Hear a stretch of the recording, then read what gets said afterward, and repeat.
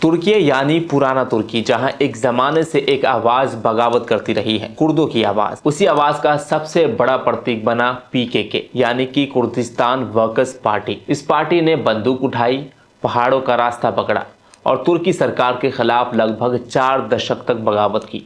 1984 से शुरू हुआ यह हथियारों की लड़ाई धीरे धीरे हजारों जिंदगियों को निगल गया। शहर, गांव, स्कूल, सड़कों पर मौत का साया मंडराता रहा। लेकिन अब जो खबर आई है वो शायद तुर्की के इतिहास का सबसे बड़ा मोड़ साबित हो सकती है। पीकेके ने ऐलान कर दिया है कि अब उसका बंदूक की लड़ाई खत्म हो चुका है। संगठन ने खुद को औपचारिक रूप से भंग करने की घोषणा कर दी है। ये फैसला न केवल तुर्की बल्कि पूरे मिडिल ईस्ट के लिए एक बड़ी खबर है। 40 सालों की खून खराबों की कहानी अब शायद इतिहास की किताबों में दफन होने वाली है। आज इस वीडियो में बताएंगे कि पीकेके क्या था, उसका संघर्ष कैसा रहा, अब उसने हथियार क्यों छोड़ी, तुर्की सरकार की भूमिका क्या रही और अब आगे क्या संभावनाएं हैं। तो चलिए वीडियो की शुरुआत करते हैं। पीकेके की स्थापना 1978 में अब्दुल्ला ओकलान ने की थी। यह संगठन मार्क्सवादी लेनिनवादी विचारधारा से प्रभावित था और इसका मकसद जो है कुर्दों के लिए अलग राष्ट्र या कम से कम अपना अधिकार था। कुर्द लोग जो है तुर्की, इराक, ईरान और सीरिया में फैले हुए एक बड़ा जातीय समूह है, लेकिन उन्हें कहीं भी अपना देश नहीं मिला। तुर्की में भी उन्हें लंबे समय तक अपने अधिकारों के लिए तरसना पड़ा, न अपनी भाषा में पढ़ाई, न अपनी संस्कृति को मान्यता। इसी हाशिए पर पड़े होने की वजह से पीकेके को जन्म दिया। शुरू में संगठन ने राजनीतिक तौर पर काम किया, लेकिन 1984 से इसने बंदूक उठाकर सरकार के खिलाफ लड़ाई का रास्ता पकड़ लिया। पहाड़ियों में गुट बने, गुरिल्ला लड़ाई शुरू हुई और तुर्की सुरक्षा बलों से सीधी भिड़ंतें होने लगी। तुर्की और पीकेके के बीच संघर्ष ने 40 सालों में हजारों जानें ली। आम नागरिक, सैनिक, लड़ाके सब इसकी आग में झुलसे।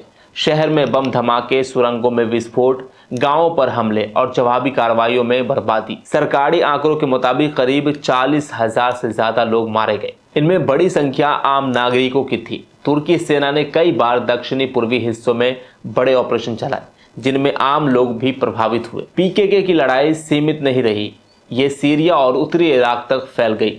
तुर्की सेना ने भी पीकेके को खत्म करने के लिए इराक में घुसकर ऑपरेशन चलाए।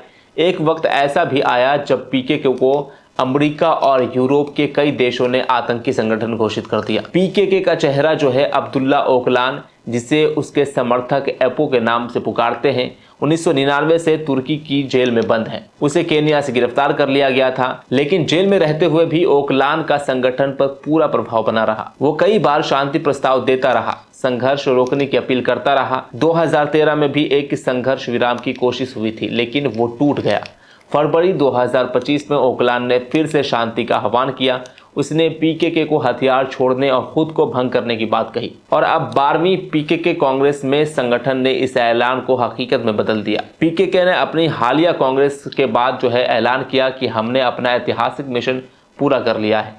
अब पीकेके के नाम से कोई गतिविधि नहीं होगी। जंगी बगावत की पद्धति समाप्त की जा रही है। ये औपचारिक भंग करने की घोषणा थी। बयान में कहा गया कि संघर्ष ने कुर्द अधिकारों को दबाने वाली नीतियों को चुनौती दी और अब समय है कि लोकतांत्रिक तरीकों को अपनाने का। यह बयान पीकेके के प्रवक्ता के जरिए सामने आया। तुर्की सरकार ने इसे एक सकारात्मक और ऐतिहासिक मोड़ करार दिया। हालांकि सरकार अब भी सतर्क है। पहले भी ऐसे ऐलान हुए हैं जो बाद में पलट दिए गए। इसलिए सरकार देखना चाहती है कि क्या वाकई पीकेके की सभी शाखाएं जो है जैसे केसीके, वाईपीजी आदि भी बंद होंगी या नहीं। कुछ नेताओं ने यह भी कहा है कि अगर सब कुछ सही रहा तो अब्दुल्ला ओकलान को पैरोल पर रिहा किया जा सकता है। पीकेके इस ऐलान के बाद जो है सबसे बड़ा सवाल यह है कि इन लड़ाकों का क्या होगा। क्या इन्हें तीसरे देशों में स्थानांतरित किया जाएगा? क्या इन्हें आम नागरिकों की तरह जिंदगी जीने का मौका मिलेगा? अब तक इस पर कोई स्पष्ट जानकारी नहीं दी गई है। ये भी स्पष्ट नहीं है कि तुर्की सरकार इस विघटन के बदले कुर्दों को कौन कौन सी रियायतें देने जा रही है। ये फैसला एक ऐसे वक्त में आया है जब मध्य पूर्व की राजनीति में भारी बदलाव हो रहे हैं। सीरिया में कुर्दों के लिए एक नया प्रशासन खड़ा हो रहा है।